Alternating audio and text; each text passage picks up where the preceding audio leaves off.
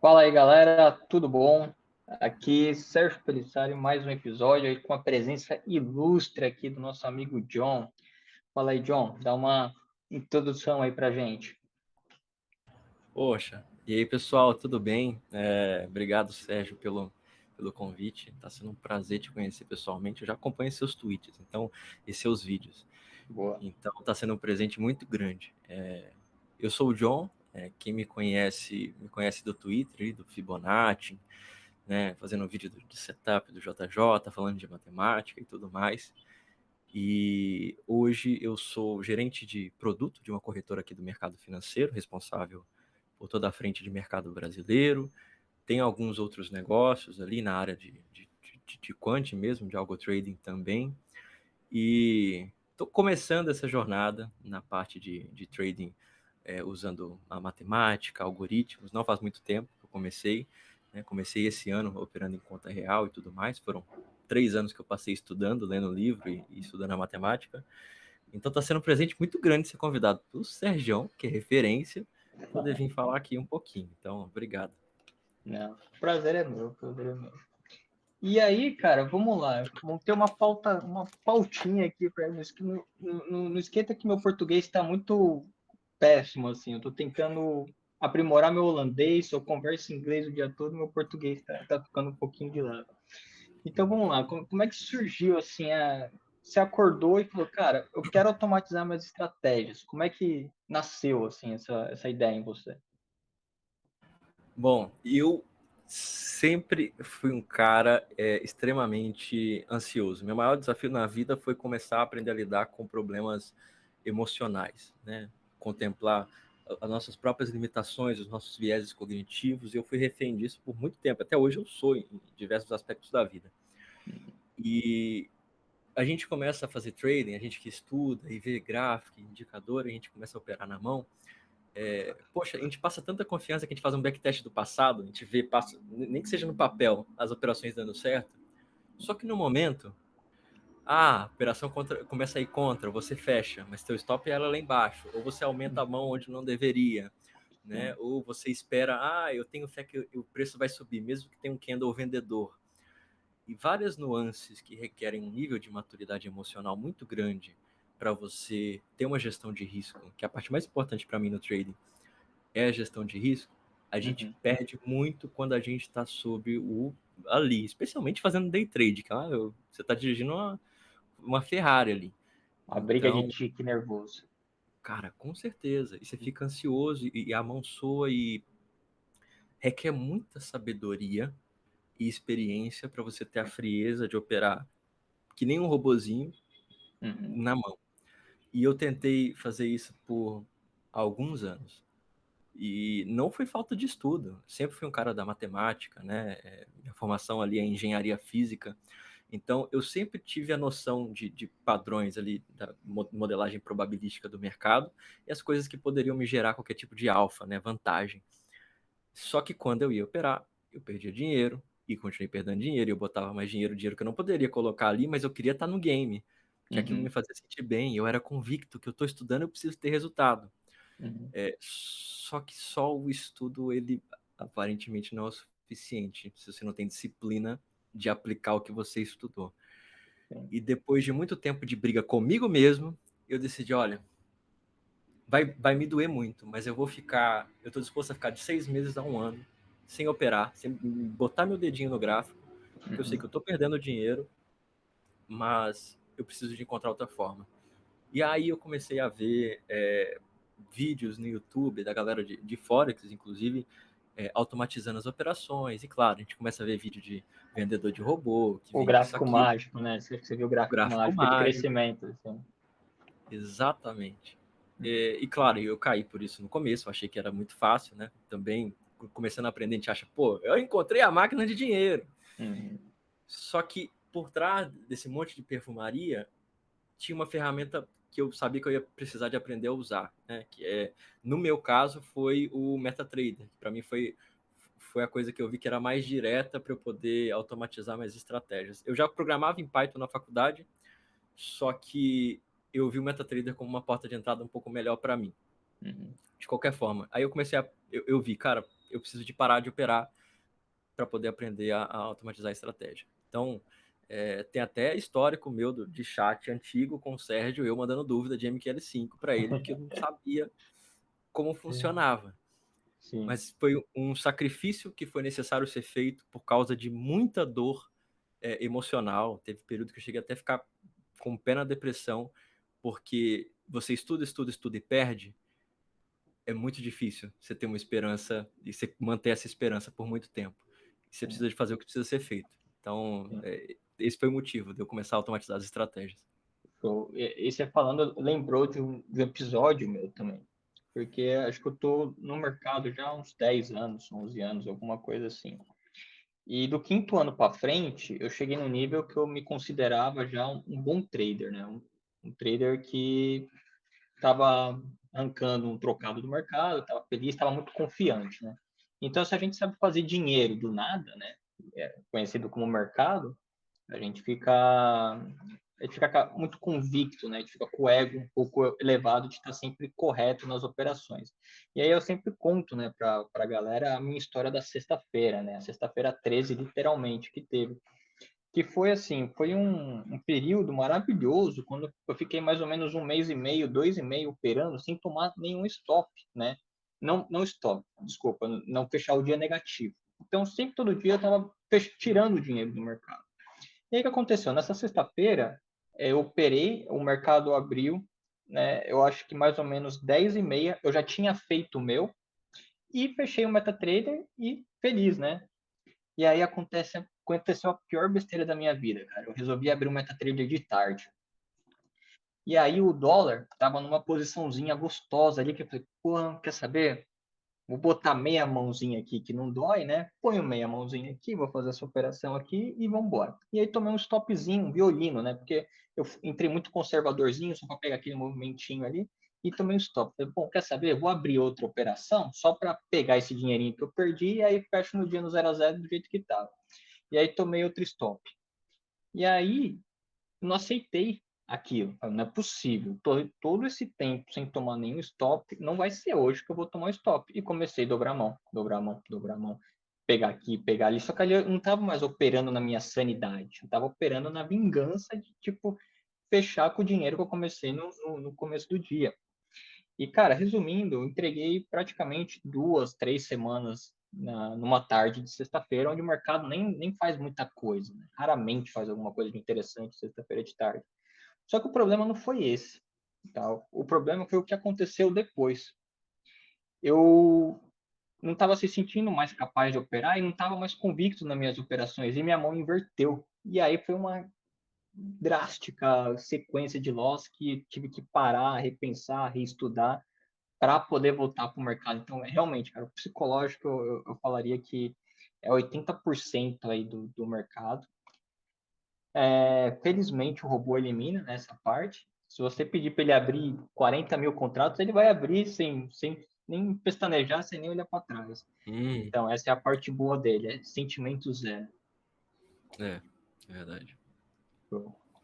Então, vamos lá. E assim, tem uma coisa que eu sempre fico pensando aqui comigo mesmo, né? A gente tem a parte quantitativa, mas a gente sempre pensa nos matemáticos lá, os cara mestre, PhD, e em contraparte, a gente conhece, né, acredito que você também conhece a questão da parte de análise técnica. Então, meus primeiros robôs, né, todos foram utilizando indicadores técnicos, trend lines e coisas assim do gênero.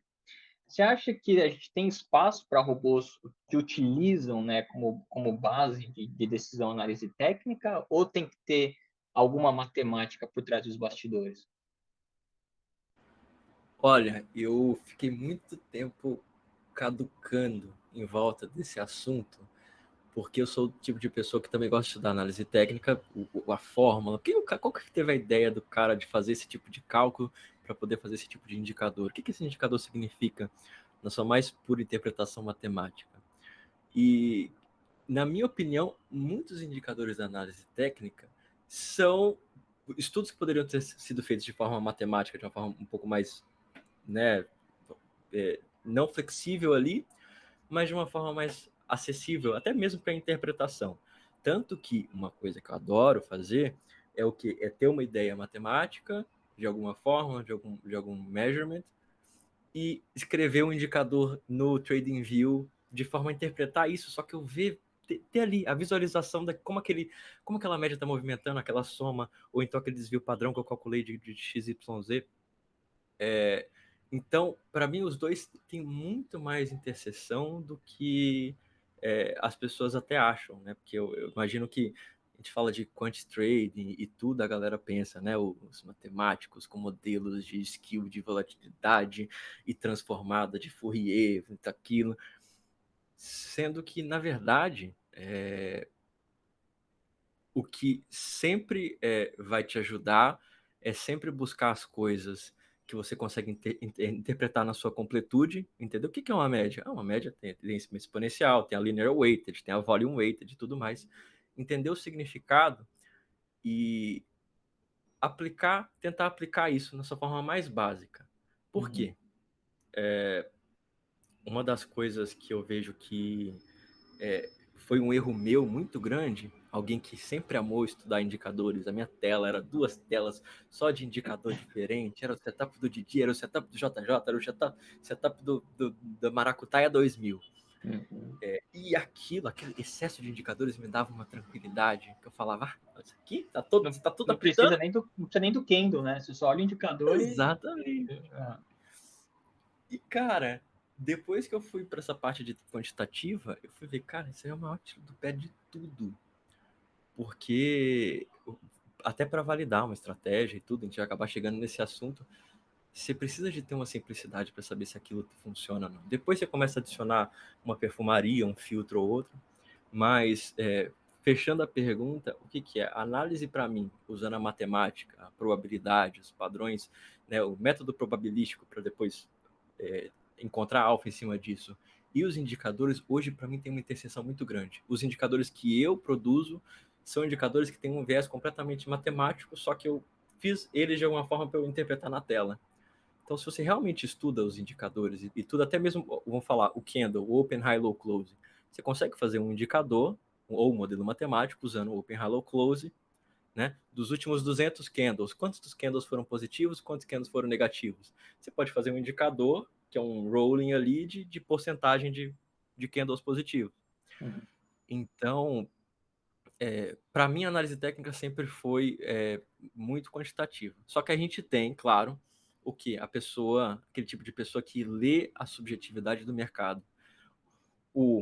Como que o candle está se formando. Por exemplo, o JJ é o tipo de pessoa que, assim, ele vê um candle de alta se formando, aí o candle de alta ele começa a cair, aí ele sobe mais um pouquinho e ele está quase terminando aqui perto da abertura dele, formando uma shooting star.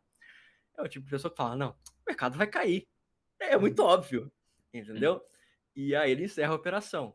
Isso a gente não consegue interpretar matematicamente essa formação do candle, esse comportamento. Isso é perfeito. Essa colocação é perfeita, né? Porque se eu pegar um gráfico, né? Se eu abrir um gráfico agora, olhar na tela, eu consigo definir se ele está numa tendência de alta, eu consigo definir se ele está numa tendência de baixa, e eu consigo enxergar e traçar uma trend line. Mas como é que eu vou representar matematicamente uma trend line? Teoricamente é fácil. Eu consigo pegar algum indicador igual o zigue-zague, que ele mapeia para mim os topos e fundos, eu interligo os topinhos, interligo os fundinhos, mas tudo bem, o fundo ele tem um limite. Ele tem o último fundo que ele montou.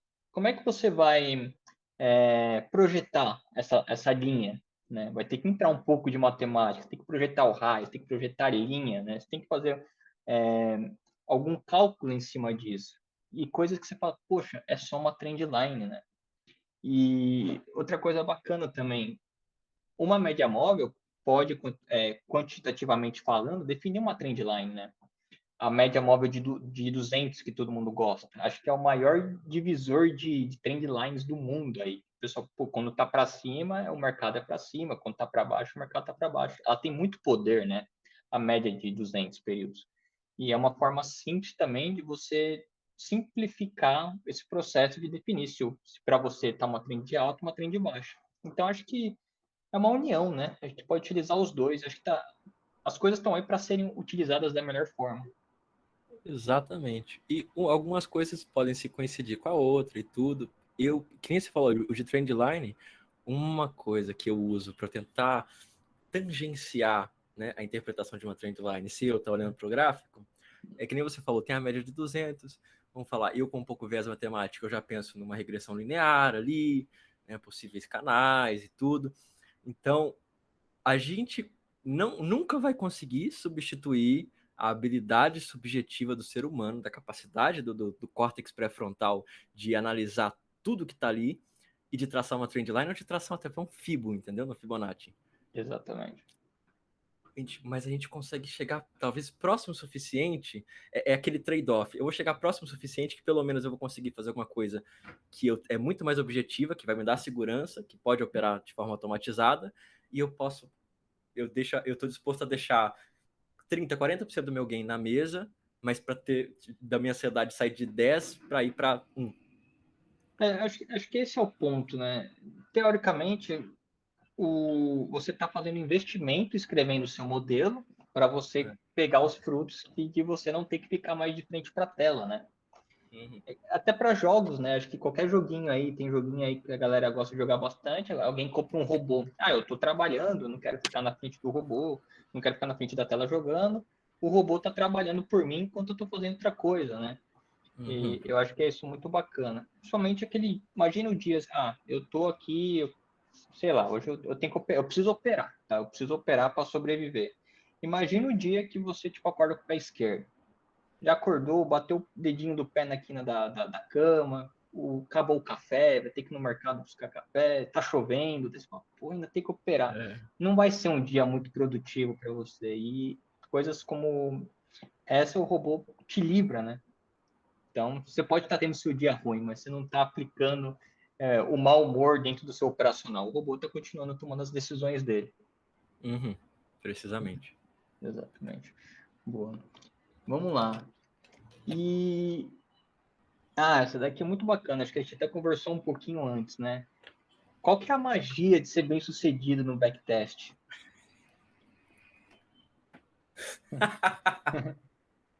Cara, a magia de ser bem sucedido do backtest é nenhuma. Você consegue ter curvas de capital ascendentes, lindas e maravilhosas. Sim, E aquele modelo não dá dinheiro nenhum na conta real. Não dá dinheiro nenhum. É o que a gente chama ali, um dos casos, né? Um dos casos a gente chama de overfitting, né? Que a gente tenta programar aí fala: Nossa, Sérgio, eu encontrei um modelo matemático que ele opera segunda-feira, de 9 da manhã até as 9h07, tá? Ele opera em candles de 3 minutos e com uma média móvel de 50 períodos, um PVT de 12, um ADX de 3 e um MACD de 9 com 27 com 155, né? Mas ele só faz entradas se os últimos 3 candles formarem um padrão munhequinha. Ou uhum, seja, você fez um excesso de detalhes ali nas suas regras que quando você vai otimizar isso em programas de backtest, você vai encontrar uma execução perfeita do passado. você põe E step zero, né? Começa do zero, pula de um em um até 200, põe todos os indicadores e deixa para autorar. exatamente. Então, otimizar para o passado todo mundo consegue. Todo mundo. Sim, Então, curva de capital bonita é que nem foto de Tinder. é, Entendeu? Você olha e você começa. Sei não, hein? Você precisa saber quem que está por trás do negócio, sim. né? Quem que está fazendo. E por isso que hoje eu não. Hoje eu sou muito mais cético de ver curva de capital de backtest alheio. Se eu não sei se a pessoa sabe programar o backtest, seja no Python, seja no MQL5, sabe das Uhum, limitações do software que ela está usando. sim, Então, para mim, serve para nada a curva de capital passado, a não ser que eu saiba a procedência.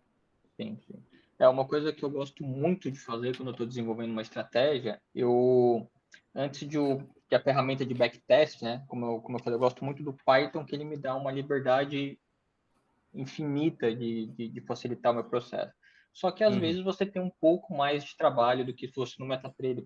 O MetaTrader ele é uma suíte preparada exatamente para aquilo. E o Python é uma linguagem de programação que você faz o que você quiser. Mas depois de um tempo, acabei já de me habituar, né? Você já acaba tendo alguns templates que você pode reutilizar, então acaba até ficando um pouco mais rápido. Mas, por exemplo, o que eu gosto de fazer é sempre antes da ferramenta de backtrade, de backtest, abrir, né, que a ferramenta de backtest chama backtrade, confunde bastante. E eu gosto de fazer é plotar um gráfico no meu computador mesmo, uma tela que abre, no momento da entrada, para eu validar se ele está fazendo aquilo que é suposto a fazer, né? Então, se ele está entrando certinho, se eu não esqueci de programar alguma lógica que é para ele não entrar, se ele não está quebrando lógica, se ele está escapando, porque é o capital da gente que está lá, né? Na hora que a gente for para lá. Imagina se a gente não tiver controle de ordem. Imagina se eu não estivesse assegurando que eu tenho uma posição. Eu já estou posicionado antes de eu poder abrir outra posição, e isso é muito perigoso, porque senão o robô, né? Muitos deles trabalham por tick. Então, cada tick que o mercado dá, ele vai abrir uma ordem. E aí, meu amigo, é onde o cara chora. Quando eu comecei a fazer robô, eu não tinha isso. No meu primeiro dia, eu tomei uma trava da Modal, porque eu enviei 560 ordens em 1 minuto. Em 1 minuto. 560 trades. Porque também o bonitão, ele tinha colocado o take profit no mesmo preço do No mesmo preço. Open. O que eu paguei de corretagem esse dia foi... E saiu com um ponto a menos todas, né? Nossa, cara, nossa. Então, Mas isso é bacana, isso realmente é bacana, porque nos backtest, o robô sempre sai no preço certo, né?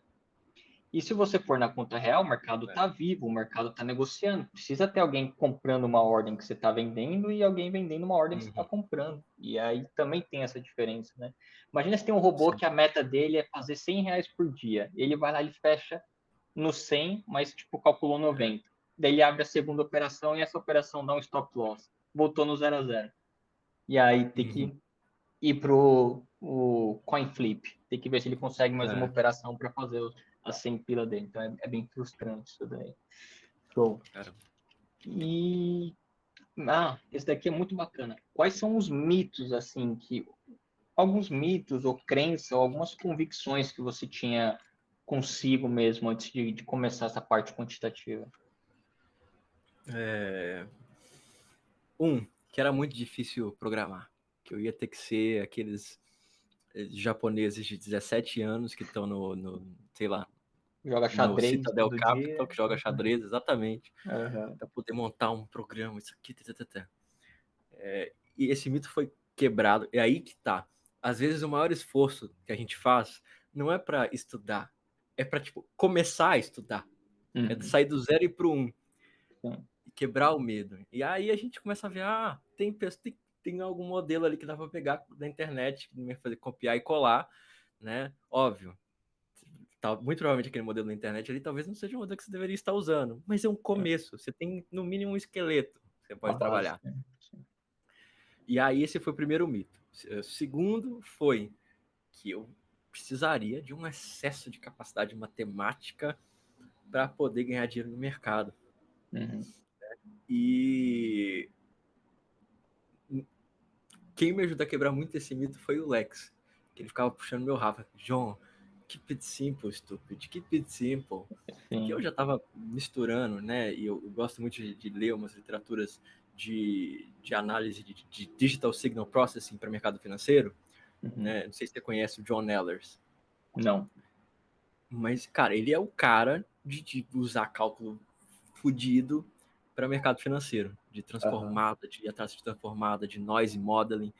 E eu falei, cara, é isso para ganhar dinheiro, tem que estar nesse nível, né? Eu acho que ele era um engenheiro, teve alguma coisa da NASA, posso estar completamente errado, mas tem um livro dele que é de Rocket Science.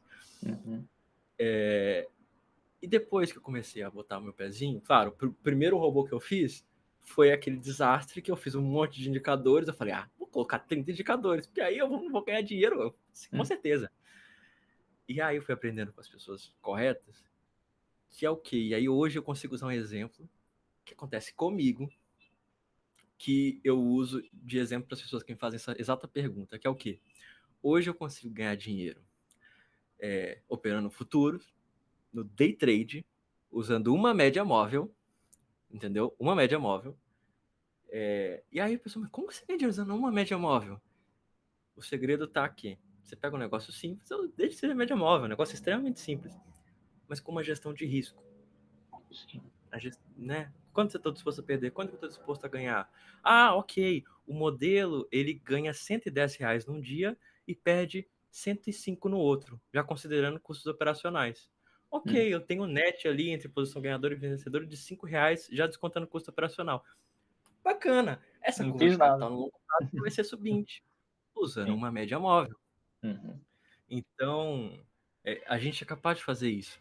E depois que eu aprendi isso, eu comecei a focar muito mais na simplicidade das coisas. Em usar uma Cara, média, ou, né, usar a abertura de alguma coisa, enfim. isso é muito bom, porque você estava falando agora, eu estava querendo dar um exemplo aqui muito bacana, que as pessoas ficariam impressionadas como uma bandas de Bollinger funciona, só ela, bonitinha, se você tiver os Uhum. certos critérios, né? Você consegue operar a questão do desvio padrão, né? Você consegue fechar quando ela fecha para fora, ela tem que fazer o retorno à média. Você consegue operar a explosão da banda Uhum. de Bollinger também, quando ela começa a grudar na banda de cima ou na banda de baixo. Então, assim, o setup, ó, ele funciona, mas o que você tem que ter também é uma regra de entrada, uma regra de saída, uma regra de gestão de risco, né? O robô, se você deixar, ele vai fazer a operação das 9 horas até as 18 quando o mercado fecha. Mas você precisa, você vê que às vezes, muitas vezes o robô ele performa bem de manhã, mas ele performa ruim de tarde. Ou se você quer operar com um robô de bandas de Bollinger, que quando ele fechar fora da banda ele volta para dentro, por que você não usa um período que está com pouca volatilidade? Porque a probabilidade de ela voltar para dentro e fazer uma regressão é grande. Então, são Uhum. esses macetes que são coisas simples, né? A gente não precisa complicar, não precisa colocar uma banda de Bollinger, não precisa colocar uma média móvel, não precisa colocar um ADX, um Trix, um estocástico, whatever, né? Só uma banda de Bollinger bem acordada, bonitinha ali, utilizada com simplicidade e eficiência, já funciona, né? Já dá para arrancar um trocadinho do mercado bacana. Pô, com certeza, cara. E a simplicidade, ela ajuda. Eu sou um cara que tive a oportunidade de aprender um framework de validação de estratégias muito focado com viés de robustez, né? Quão robusta essa estratégia, né? E aí, indo até para a parte da física, da matemática, né? Quantos mais indicadores você coloca numa estratégia, você está aumentando os graus de liberdade do seu sistema, né? E aí, se a gente for fazer uma analogia até de física molecular, grau de liberdade é em quais eixos a sua molécula consegue movimentar. E quando a gente vai fazer um modelo para poder prever onde que essa molécula vai estar no tempo X, andando distância Y, quanto mais graus de liberdade a gente tem que considerar, mais caótico vira essa previsão. A gente tem que considerar muitas coisas. E para mercado financeiro, pelo menos no meu framework de validação, ele contempla muito isso, né? Uma dica de ouro para quem estiver assistindo ali, por exemplo, é o quê? Se você tem um parâmetro, como é que você sabe, pode dizer com um certo nível de confiança, já considerando outras coisas no seu lugar, que uma estratégia ela tem capacidade de ser robusta se você usa um indicador. Ah, beleza. Aí você pode usar o nível de significância estatística ali. Ah, a raiz quadrada de 400 é 20, 1 dividido por 20 dá 5%. Então, quer dizer que com 400 observações, 400 trades, eu tenho ali, eu posso ter um erro estimado de 5%, né? Agora, para dois indicadores, aí você aumenta. E esse aumento não é linear, porque ele é combinatório de um indicador com o Exatamente. outro. Então você precisa de mais trades ainda para poder validar esse negócio. Ixi, pode tender ao infinito. Então, cara, simplicidade é rei. Exatamente. Muito, tem muito preconceito que tem o famoso Hello World, né, do algo trading, é o cruzamento de médias, né? E Uhum. funciona, né? Bem configuradinho. Às vezes você e não precisa necessariamente também ser para day trade, né? Eu acho que também do mesmo jeito que tem não a ganância, mas a vontade de fazer o day trade, né? Tá todo dia operando, às vezes também acho que pode acabar caindo para a questão do algo trade. Porque, se eu tenho um robô, eu posso operar time frame de 1 minuto, porque o robô tá lá, né? Tá fazendo negócio. Mas se minha meta é fazer R$ 100 por dia e eu consigo fazer minha meta mais precisamente com um robô do gráfico de 1 hora, qual o problema, né? Não tem Uhum. problema. É, é vergonha falar que meu robô opera um time frame maior só porque ele é um robô, o dinheiro é o mesmo, né? No final é o mesmo R$ 100, a Exatamente. não ser que eu esteja enganado, né, na questão do dinheiro. Mas eu acho que chega a adentrar também nessa questão da ganância, né? O pessoal acha, pô, é o robô, tem que operar 1 minuto, fazer 90 mil operações no dia. Quando, na verdade, é ter uma operação segura e precisa, né? Direto. Com certeza, cara. E se operar em time frames maior ajuda na, na otimização, até no processamento e tudo. E fazer portfólios de swing trade é um negócio que. É porque o trade é uma parte da vida, né? A outra parte é ter responsabilidade financeira, né? É você não querer viver disso, sendo que você não tem o capital necessário para, né? E contemplar também investimento em renda fixa, em diversificação de portfólio e tudo mais. Então, eu, jovem, do jeito que eu sou, eu tô começando a ter essas visões agora. Acho que a gente não vai ficar rico fazendo day trade assim, desse jeito. Mas a gente pode estar construindo até mesmo um histórico de operações. Você está construindo seu track record. Você está criando confiança tanto em você mesmo, para você aumentar a mão de forma saudável quando chegar o momento, ou, cara, se você trabalha com modelos matemáticos, você está provando aqui que teu modelo funciona, né? Que pode atrair olhos de outras pessoas. O importante é você ter a consistência ali e você não dar a louca de querer alavancar demais e com um drawdown você quebrar a conta. Sim. Cara, Então, isso é muito bacana. E um dos fatores que eu gosto muito de desenvolver e entregar a minha tomada de decisão na mão do Python é justamente que eu posso ter um robô que faz meu trocadinho todo dia no day trade, e aí você faz o desconto, né, da taxa chegando no final do mês, etc e tal, você pega isso que sobrou, automaticamente você já aporta na sua carteira, que da sua uhum, carteira vai gerar alguns proventos, pode pegar um pouco de pode pegar um pouco de ação, pode pegar um pouco de fundo imobiliário.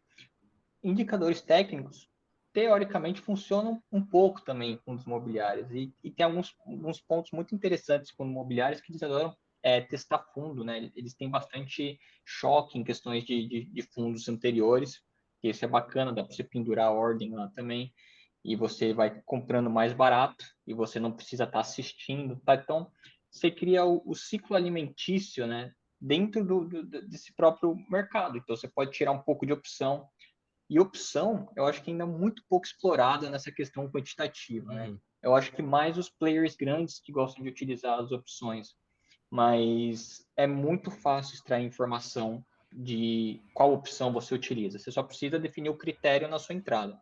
Mas, por exemplo, a Bovespa oferece aquela planilha dos séries autorizadas, que você sabe quais opções existem aí disponível, eu acho que por próximos 6 meses ou um ano. Essa parte eu não me recordo bem. Então é só você fazer um filtro ali. Acho que não precisa nem, às vezes, gravar em tabela, dependendo da linguagem que está utilizando.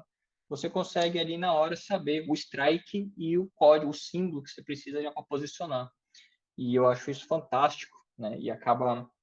Só que também tem que tomar o cuidado, que como você tem esse controle para andar em volta de tudo, você não começar a complicar o negócio, etc e tal. E um ponto que eu não gosto muito é, hoje a minha única interação que eu tenho com o mercado é o MetaTrader.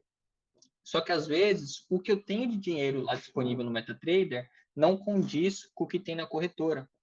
Então, às vezes, pode ter alguma divergência quando vira o dia, só que às vezes eu tenho mais lá na corretora do que o MetaTrader está me mostrando. Então, como é que eu vou posicionar esse dinheiro? E eu acho que nesse ponto as corretoras do Brasil estão um pouco para trás, né? Atrás no tempo. Deveria ajudar aí nós, quanto traders, aí a consultar as informações, consultar nossos papéis, ver que a gente tem, se a gente recebeu provento ou não. Porque se eu quiser saber hoje se pingou provento na minha conta, eu vou ter que ir lá nos eventos da B3, né? De alguma forma, manualmente, posso ter algum robô que olha essa página para mim, embora não sei se isso caracteriza prática ilegal, né? Acho que para uso pessoal, teoricamente não, mas você não pode distribuir isso. Mas não é informação que vem fácil, né? Então você acaba tendo que começar a criar workarounds aí que tem que tomar cuidado, porque você está tomando decisão, né, de investimento baseado nessa informação que tem que ser precisa para você. Então, Exatamente. se alguém de alguma corretora estiver assistindo aí, por favor, pense na gente, né? E aproveitando esse gancho aqui, até hoje eu não me convenci muito da questão de utilizar machine learning para algo trading. O que você acha? Cara, eu tenho uma opinião mais forte em cima disso, que é o quê? John, eu sou altamente enviesado pela minha forma, meu processo cognitivo, ele é um processo que eu preciso de entender o que está acontecendo, a lógica por trás das coisas. É muito impossível eu ter um modelo que me dá dinheiro, mas se eu não conseguir fazer sentido do que ele está fazendo e por que ele funciona, eu não vou botar esse negócio na conta real. E aí tem uma diferença entre modelos preditivos e modelos probabilísticos. Sim. O modelo probabilístico é você ver do passado, né? Ah, Bovespa só caiu 7 dias seguidos em X% das observações. Aí você toma decisões em volta desses modelos passados, porque você está contando que essa probabilidade continue, que ela não vai cair mais de 7 dias acima de Com gestão de risco, você consegue fazer um modelo em volta disso. Agora, com o modelo preditivo, que normalmente é o modelo de machine learning, você coloca, tipo, dias positivos, dias negativos, deixa eu colocar aqui, IFR. Você joga isso aqui na caixa preta, essa caixa preta balança. Às vezes a única liberdade que você tem nessa caixa preta é escolher a forma que ela vai otimizar, e aí ela te retorna, puf, amanhã o Ibovespa tem 75% de chance de subir. Aí cara, isso para mim como ser humano, eu não me sinto confortável. E até hoje eu ainda não vi um trader que consegue fazer esse tipo de modelo com maestria e ganhar grana de verdade. Tem muito modelo legal que eu estou acompanhando o desenvolvimento ali na corretora que eu trabalho, que é de machine learning, mas me traz um desconforto muito grande. E toda hora no escritório, no dia, eu chego e falo para os meninos trabalhando, bota esse negócio em conta real, por favor, que eu quero ver. Então, para mim, não rola. Uma coisa que eu acho engraçada é que se a gente parar e olhar friamente, a gente vai criar um modelo, né, de machine learning lá, que vai criar nossos filtros, vai criar nossos neurônios, vai criar, enfim, o nome que você quiser dar, e vai botar para rodar e você vai receber um número. O que você me garante que não é um backtest do que a gente faz atualmente? E ele só vai procurar o melhor alfa, né, o melhor resultado possível ali, que a gente tem que falar para ele, o que você quer que eu maximize? Eu quero que você me maximize o dinheiro total no final dessas operações. Tá rolando um backtest ali também, né? Querendo ou não. E Sim. eu acho que eu ainda não tenho muita credibilidade, né? Acredito que players grandes, eles devem ter alguma coisa muito bacana rodando em machine learning, mas qualquer coisa que eu procuro assim para começar a estudar, eles falam, aplica esse modelo preditivo por 5 linhas de Python. Você copia e cola, ele gera um gráfico para você e um rabisquinho na frente com a predição do que vai acontecer. E para mim não é nada válido, nada que você possa aproveitar. Concordo 100%. Show. E agora, nossa pergunta de ouro aqui para a gente fazer um encerramento aqui. A gente sabe que o trader, né? Não o quant trader, o trader, né? O trader raiz é aquele cara que usa chinelo, usa Rolex, anda de Porsche, né? E tem 8 casas na praia. Então, esse é o trader raiz. Qual que seria o estereótipo do quant trader? Cara, quant trader, cara. Eu projeto muito a minha imagem no quant trader, né? Que é um cara genuinamente introvertido, com um foco muito grande naquilo que ele está fazendo, até né, tendo que abrir mão de muitas outras coisas para poder fazer. É aquele cara que na sexta-feira, 11 horas da noite, tá com puta tesão de ficar vendo planilha, e poucas pessoas têm esse tipo de coisa. Ou quem o Lex? 2 horas da manhã, ele fica postando planilha no Twitter, cara. Assim, a pessoa tem que amar Não fazer deve aquilo. usar nem mais mouse, né, no Excel. Deve ficar só no teclado já, né? Exatamente. Alguém criativo que consegue ver uma coisa e falar: o que acontece se eu fizer isso? E ao mesmo tempo é um equilíbrio muito grande que foi meu maior desafio, meu maior vencimento pessoal, que foi o quê? estudo e prática. Como é que você encontra o melhor equilíbrio entre os dois? Se você ficar só lendo livro, comendo livro, você vai ser um gênio de referência. Você vai saber regurgitar muito bem. Mas o que você consegue tirar de abstrair, de, tipo, quando o livro lá do Gregory Morris, de Candlestick, o Gregory fala, de Candle de tal forma tem tanta chance. Aí você fala, nossa, e se eu testar isso aqui, fazer um modelinho em volta disso daqui? Se ativo X cair 2 dias seguidos, eu entrar na comprado, na abertura e fechar no fechamento. Ou seja, você começar a pegar essas coisas e fazer é o maior desafio. Eu acredito que a característica mais forte de um quant trader seja essa, o poder de abstração. Você, com uma liberdade de fala, você tem que ser um artista. Você tem que pegar um negócio e botar e tentar replicar.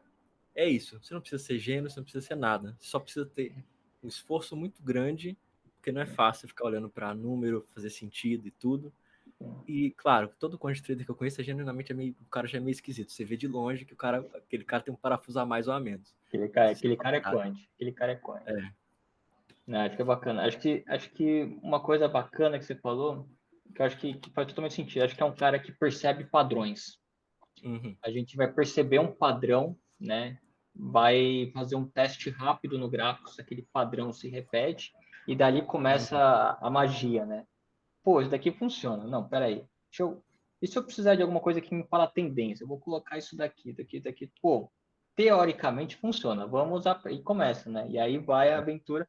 Acho que cada robô, né? Cada modelo que a gente faz, dificilmente a gente consegue fazer alguma coisa em 1 ou 2 dias. A gente monta a base, né?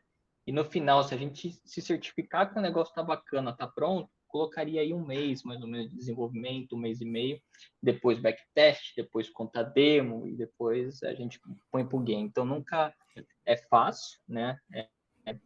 Mas eu acho que a recompensa é gigante. O risco-retorno aí de você desenvolver uma estratégia bacaninha é mais do que 50-1, né? Acho que vale totalmente a pena. Com certeza. Vale. Super. Show. E alguma mensagem para os futuros quants antes de a gente encerrar? Equilíbrio, né? E dedicação. Equilíbrio daquilo que eu falei, de estudo e de prática. Não queira terminar o livro de modelagem de opções ou um livro, sei lá, de rocket science antes de você aprender a começar a programar. Talvez você lê um pouquinho, aí você começa a programar, aí você lê mais um pouquinho e vai colocando. Essa é a melhor forma, porque a gente tem um negócio, o ser humano, ele tem um negócio que é paralysis by analysis, que é quando você fica muito tempo contemplando alguma coisa, você acaba não indo, simplesmente porque aquilo você cria uma antecipação muito grande. Sim. Então, para quem está começando, começa. Saiba que provavelmente a primeira coisa que você vai produzir vai ser um cocôzinho, mas vai ser o começo, vai ser do 0 para o 1 que você teve o seu pulo. Sim. E keep it simple, stupid. É isso. O KISS Concept é muito bom. E eu acho que também uma coisa bacana é, independente do que você aprendeu, tenta ensinar para alguém, do jeito que você absorveu. Se não tem ninguém, pega a sua esposa, namorada, ali, tá na mesa do bar ali, tenta explicar o conceito para ela, porque acho que quando a gente está lendo, né? Quando a gente lê, a gente absorve acho que de 5 a 10%. Quando a gente lê e escreve, a gente aumenta um pouquinho, vai de 15 a 20%. Quando a gente ensina, né? Quando a gente começa a explicar, as coisas fazem mais sentido. Enquanto a gente está explicando, a gente está ensinando, as coisas estão começando a encaixar o Lego da mente, né? Então, eu acho isso muito bacana. Exatamente. Então, eu vou encerrar aqui a minha frase também, vou dar uma frase do maior pensador do mundo aí do Brasil, que é o ET Bilu, né? Que busquem conhecimento, né? Que nunca é demais e ajude bastante aí a gente. É isso E é aí. isso aí. Muito obrigado aí pelo tempo dedicado. Muito obrigado pela conversa. Gostei muito. Está convidado sempre que quiser falar alguma coisa. Só avisar aí que a gente manda bronca no episódio. Cara, tamo junto. Obrigado a presença de todos. Continue acompanhando o canal do Sérgio e vamos fazer isso aí, maior comunidade quântica do Brasil. Tamo junto. Bora, vamos lá. Até mais, galera. Boa.